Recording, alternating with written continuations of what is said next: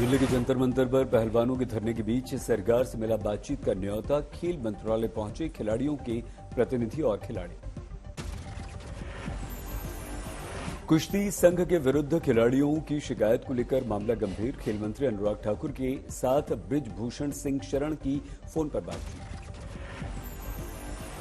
सूत्रों के हवाले से आई खबर, भारतीय कुश्ती संघ के अध्यक्ष और बीजेपी सांसद बृजभूषण शरण सिंह ने आरोपों को लेकर दी सफाई।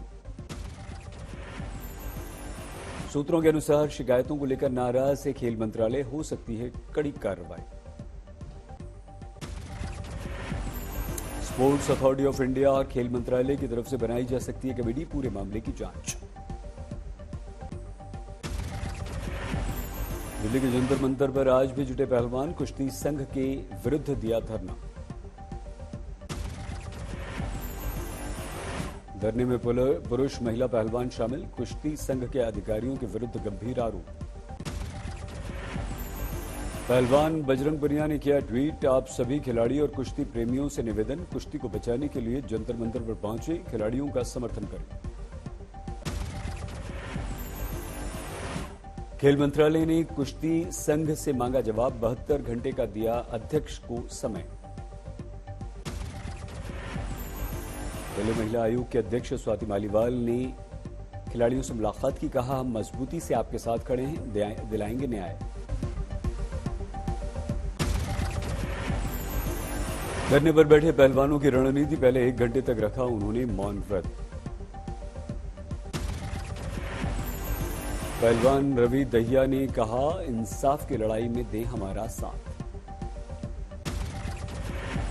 जंतर मंतर पर धरना दे रहे पहलवानों के पक्ष में उतरी बबीता फोगाट, धरने में हुई शामिल। विनेश फोगाट और संगीत के परिवार वाले दिल्ली आए, धरने पर देंगे साथ। द्रोणाचार्य सम्मान प्राप्त करने वाले महावीर फोगाट बोले, महिला पहलवानों का शोषण निंदनीय।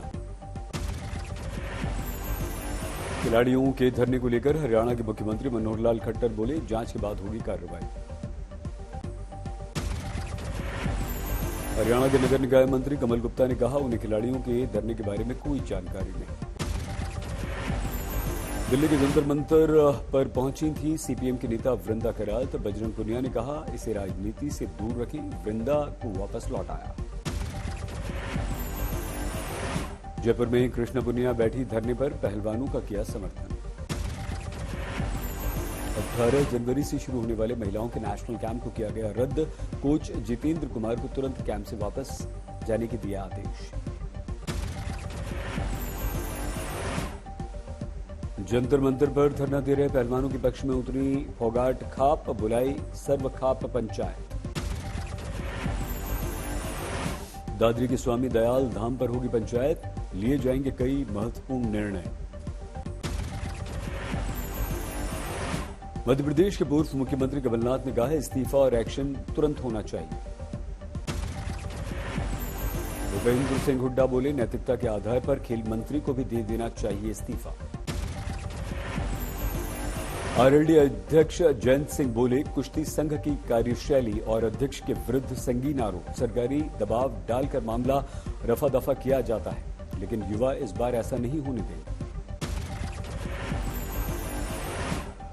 दिल्ली महिला आयोग के अध्यक्ष स्वाति मालीवाल के साथ बदसलूकी, सड़क पर घसीटने की कोशिश। स्वाति मालीवाल ने ट्वीट किया, एम्स के पास हुई घटना। मालीवाल ने बताया, एक व्यक्ति नशे की स्थिति में था, छेड़छाड़ कर रहा था, रोकने पर गाड़ी का शीशा बंद किया,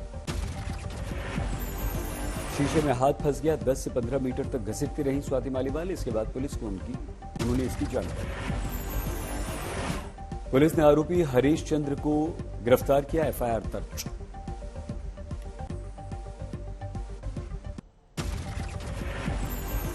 राजस्थान पेपर लीक को लेकर सचिन पायलट का नया आरोप, कहा तिजोरी में बंद पेपर कैसे लीक हो गए, पूछा ये कैसी जादूगरी। एग्जाम की कॉपी होती है, वो तिजोरी बंद होती है, वो तिजोरी में बंद होके बाहर बच्चों तक पहुंच गई, ये तो जादूगरी हो गई भाई, ऐसे कैसे हो सकता है।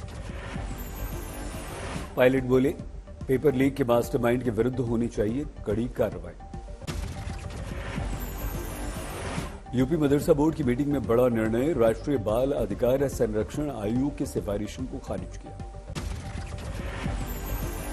राष्ट्रीय बाल संरक्षण अधिकार आयोग ने लिखी थी चिट्ठी, मदरसों में पढ़ रहे गैर मुस्लिम बच्चों का सर्वे कर दूसरे स्कूलों में कराया जाए इनका दाखिला। पीएम मोदी का कर्नाटक और महाराष्ट्र दौरा, कर्नाटक में यादगीर और गुलबर्गा जिले का भी करेंगे दौरा। कर्नाटक में 10,800 करोड़ की योजनाओं का शिलान्यास उद्घाटन, 1 महीने में पीएम की दूसरी कर्नाटक यात्रा। कर्नाटक दौरे के बाद शाम को महाराष्ट्र आएंगे पीएम, ट्रैफिक एडवाइजरी जारी। नोएडा में 21 जनवरी को G20 सम्मेलन को लेकर बड़ा आयोजन होगा। रन फॉर G20 का आयोजन नोएडा स्टेडियम में होगा। रन फॉर G20 को मुख्यमंत्री योगी आदित्यनाथ वर्चुअली दिखाएंगे हरी झंडी। सुबह 8 बजे से 1 घंटे की दौड़। भारत जोड़ो यात्रा का 125वां दिन आज शाम 6 बजे जम्मू कश्मीर पहुंचेगी यात्रा। सीबीआई की क्लोजर रिपोर्ट खारिज होने पर बीजेपी प्रवक्ता बोले, अखिलेश यादव को सैफई कुनबे की आलीशान कोठियों का तो हिसाब देना ही पड़ेगा। बस्ती में मुख्यमंत्री योगी की सभा में रोने वाली महिला ने कहा, जमीन कब्जा किए जाने को लेकर दर्ज कराई थी शिकायत।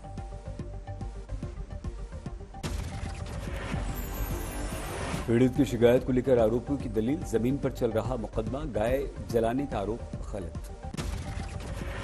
प्रयागराज में धर्म सेंसर बोर्ड का गठन, हिंदू धर्म को अपमानित करने वाले कंटेंट दृश्यों को रोकने के लिए बनाया बोर्ड।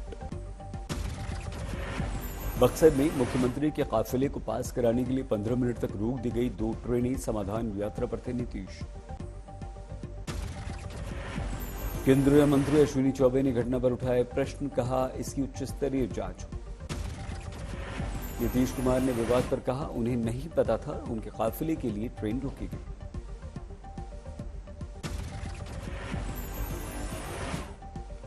मध्य प्रदेश के सतना में अवैध खनन रोकने गई पुलिस पार्टी पर हमला, नगर पंचायत अध्यक्ष पर आरोप। राजस्व टीम पर नगर पंचायत अध्यक्ष ने चप्पल से मारपीट की। कांग्रेस ने सरकार की नीयत पर उठाए सवाल।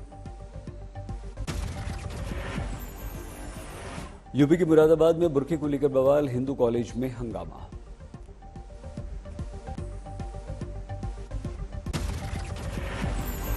बुर्के में आई छात्राओं को रोके जाने के बाद धरना, गेट के बाहर दिया धरना।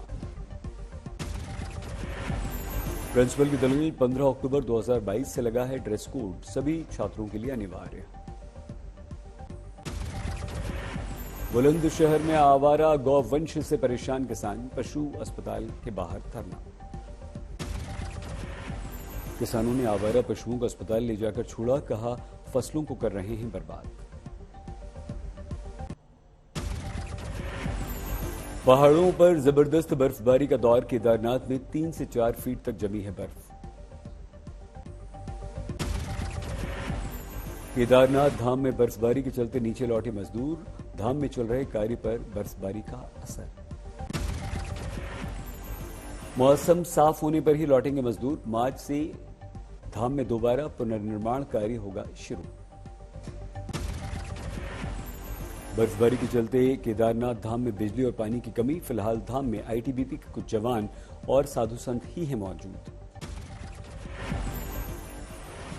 शिमला में बर्फबारी को लेकर अलर्ट, आज से 22 जनवरी तक के लिए विशेष तैयारियां।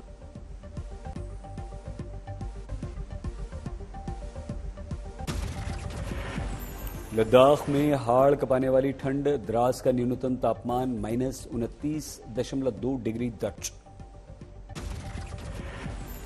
करगिल का तापमान -, डिग्री तक गिरा, सुरू नदी में जमने से रिहायशी इलाकों में पानी की कमी।